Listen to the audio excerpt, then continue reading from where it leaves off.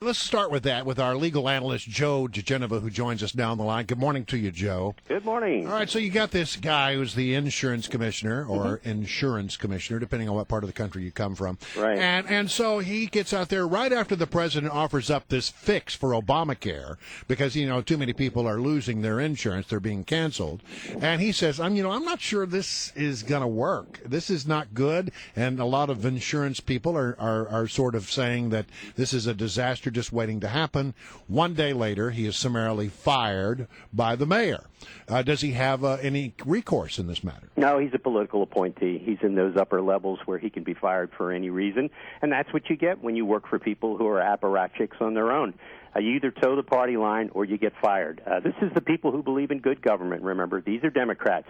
Truth is only a thing to be used when it's going to be helpful to you. When a lie works, you do that, and that's what we've been living with for 3 years, lies and incompetence. So, by the way, I don't know if you saw this. It was missed by most people who watched the president's news conference the other day.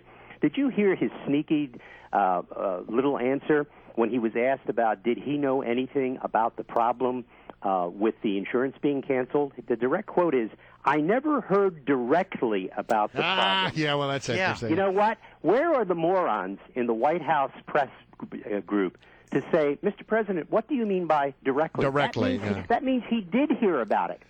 He heard about indirect. it from somebody. Yeah. He heard about it. That means he was briefed. I mean, this guy has now reached the level of such prevarication that he cannot function in public. We are going to see fewer news conferences now, which means less than one, than we get from this clown regularly. I mean, he really has become a national embarrassment.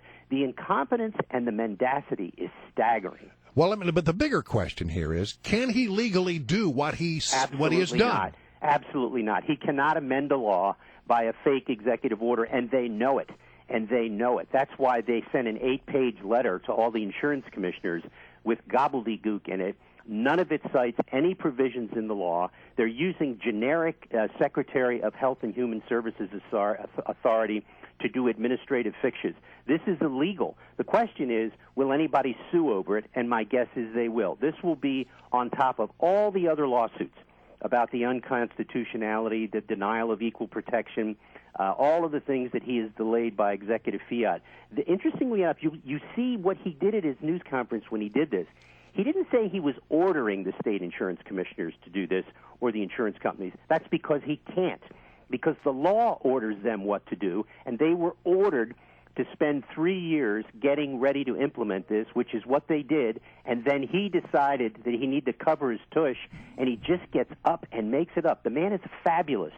He's a contorted fabulist who now is so out of sorts because he's not being adulated by the media that he doesn't know what to do, and so he resorts to this. He does not have the legal authority. It's unconstitutional, and if he weren't who he was, it would be an impeachable offense, but that's not going to happen. Well, speaking of impeachable offenses, Joe DiGenova, there is a movement now in the House to impeach Eric Holder, the Attorney General, for refusing to defend unconstitutional laws. Is this a good idea? Is there any way it could actually take off, and does Eric Holder deserve to be impeached? Number one, it's not going to happen, which is the most important question, because there is no stomach for this. Second of all, the legal basis for this is probably fatally flawed.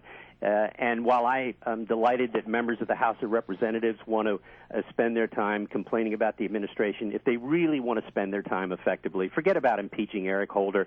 Find out why the FBI director the other day in an interview, in congressional testimony, when asked whether or not he would object to interviewing the Benghazi survivors, said no. He has no reason to object to them being interviewed by Congress.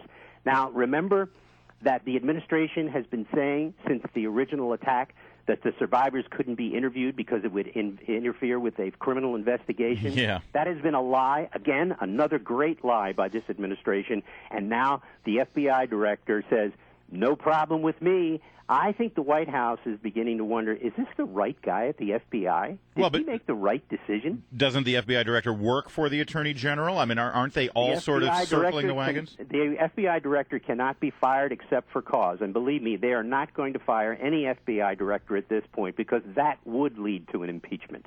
So I mean, who is standing in the way then? Is it the State Department? Is it the CIA? Or is it the White House? It's the White House, the Chief of Staff of the White House Counsel. And remember, while I am perfectly prepared to condemn the administration for their lack of transparency, I also want to condemn House Republicans who, while they have made a good game of this, have failed to issue subpoenas in a timely fashion. It's only recently that Mike Rogers threatened subpoenas to get these people up to testify in closed doors before the House Intelligence Committee last week. Where have they been for 2 years?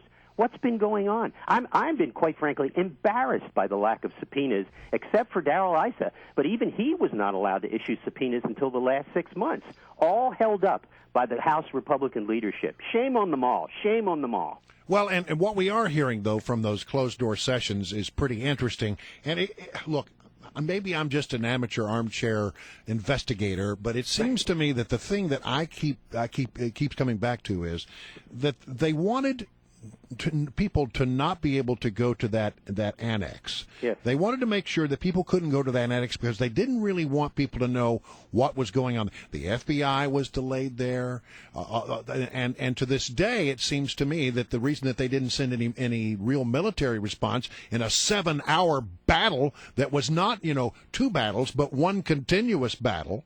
They never sent any military response because they didn't want the military to be there. They didn't want people to witness what had been going on at the annex. And anybody who knows anything about this story knows that Gregory Hicks, who Victoria, my wife, represented, said the only thing they wanted was a flyover by jets because they knew from previous experience in Libya that if there was a flyover, these militias would disperse immediately because they fear U.S. air power. They couldn't even get that.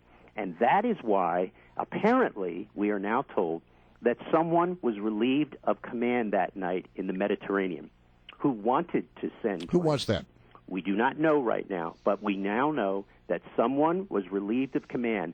And you know what's interesting? Instead of yelping about this, the House Armed Services Committee, chaired by Republicans, sits there like dolts and does nothing. No subpoenas. They took some closed-door testimony. They issue a silly press release when it's over to cover their fannies. The Republicans are in bed with DOD on the House Armed Services Committee, and it's an embarrassment. So, I asked them a simple question. I asked them a simple question. Who was relieved of command that night? Can you please tell us, guys, the House Republicans who run the Armed Services Committee? Wasn't somebody brought back for a sort of a trip to the woodshed shortly after that? Many people were. 2 very senior people, we are told, were brought back. The question is, who was relieved of command that night? You would think that the House Republicans on the Armed Services Committee could find that out in a New York Minute. And if they already know, why haven't they talked about it? Why haven't they talked about it? Joe DiGenova, you were coming out hard specifically against Buck McKeon, the chairman of the Armed Services. What specifically do you want him to do? I want him to tell us who was relieved of command, if they were. Why can't they just explain this stuff? They are so concerned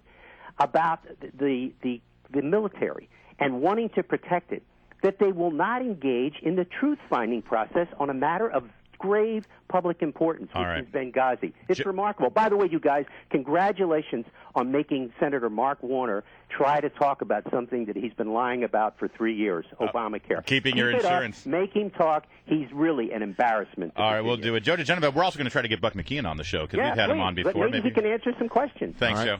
Bye, guys. Listen.